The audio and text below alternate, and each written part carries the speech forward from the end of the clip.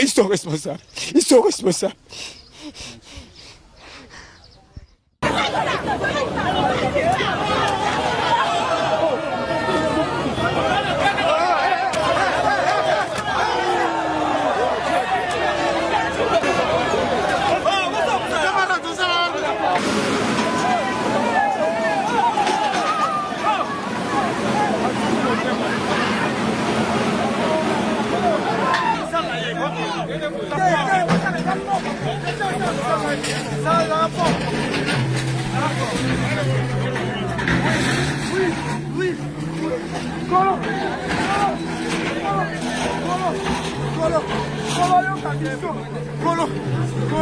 ebele ya bato baza na kanda bazosilika balobi ezobukela bango bandako sans pour autant kozongisela bango mwa mosolo sans pour autant koavertir bango bato baleli mwa makasi na kombo na yo. Voilà pourquoi biso toye koluka yo mpona nini baacte ya bomo.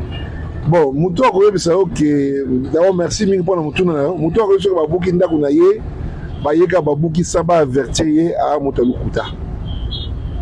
Na petit exemple quoi na Onatra, c'est on a train d'azopesa ba mise en demeure na ye.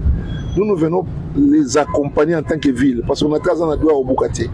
Ba mise en demeure on terme d'azopesa. Par exemple Mbalé côté au CEP à Bouki. CEP nous avait contacté. Biso de pesa ba mise en demeure. Bato atonga kola ba pipeline na CEP. Na autre exemple hein, on vient na mutu. To pesa ba mise en demeure après to passer na ba acte. Mutu mo robuka ye saba avertir zaraté o ka batongo boisi mutu teke longwa biloko na zo bukawa les zaraté et la place nyoso de buka eza bisika batongi parce qu'il fallait batonga te ba emprise batonga na emprise c'est eza quelque chose mukanda oyo ba complice na bango ba pesi bango yo so mona mboka loko atrenzo le ka sute mikolo wana balobi ke toteki gare o kaboli gare mutu mutaje etendi na ya gare ezalaka te. Ce que nous avons, tout ça, c'est un avion. Est-ce que nous avons dit que nous avons puis c'est aéroport, nous avons dit que nous avons dit que nous avons sombi, nous avons sombi, nous avons dit il faut que nous fassions la bongo na bango. Par petit donner kala, juste au lignoté. Biso toujours restaurer norme. Là je nous prends moi na commission ya maman na ngaube ya koko na ngaube ya bana na ngate. Oh tout toujours récupérer na kombo ya ville. C'est l'intérêt d'abord de la ville, toujours récupérer en prise, toujours récupérer là où les gens ne devraient pas construire. C'est vrai que tout ça Mikanda. Mais Mikanda, on a toute complicité. Bango ba landende bateau ba pese bango Mikanda là où il fallait pas pese bango Mikanda. Mais bateau ko baza pour l'état le va dire. L'état est pluriel, l'état est multiforme.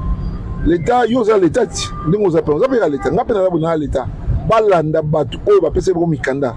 Ngaso mu pese nga Mikanda ba ye ba booking ba yesinga place il fallait pas.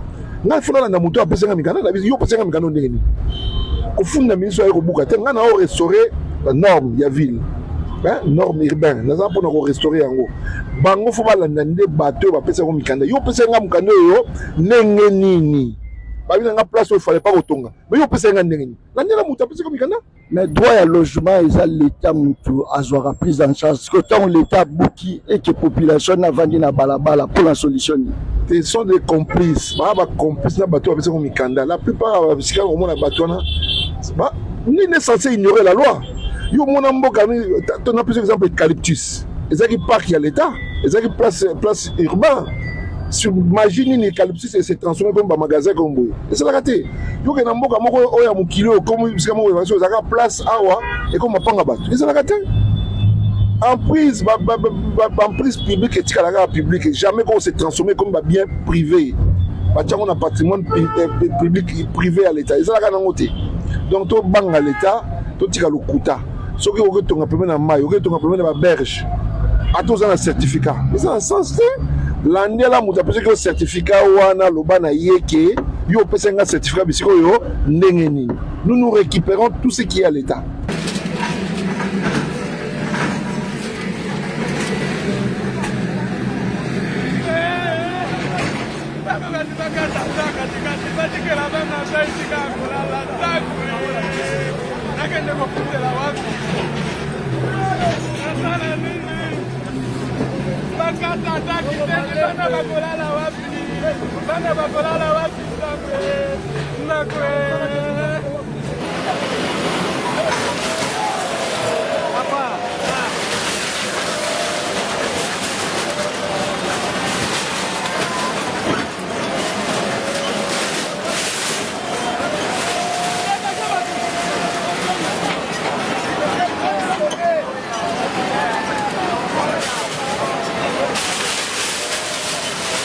Ils sont responsables. Ils sont responsables.